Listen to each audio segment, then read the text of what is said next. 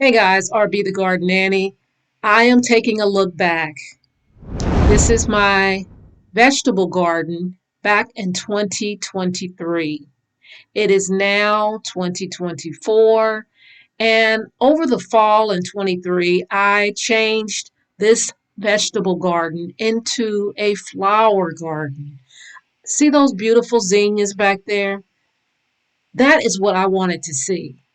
All these beds, a lot of them were sitting empty, and it's not so much that I wasn't wanting vegetables in it.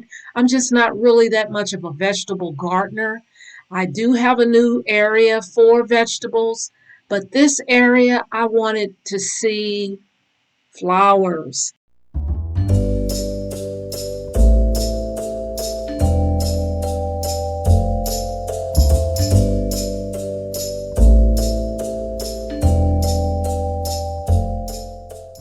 This is what I want to see when I look out of my kitchen window. Loads and loads of flowers.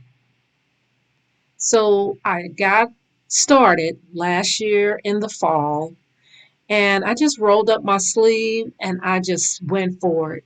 I wanted to change this area and keep raised beds in here, but the raised beds would have flowers.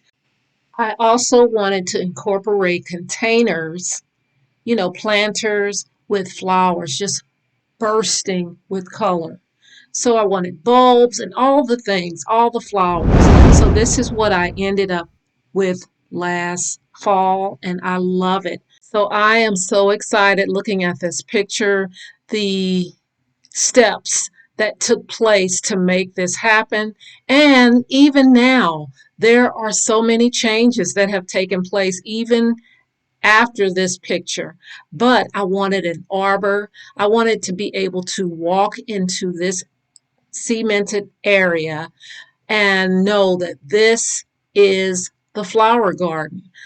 I wanted planters full of flowers, these raised beds full of flowers. I wanted bulbs coming up in the spring, and I wanted to show the difference, the different time seasons, and all the different flowers from that season. So this is very exciting to me. It's just a blessing to be able to see before and afters and see all the work that went into something that it's such a small area, but it can be done even in a small area, and that makes me excited.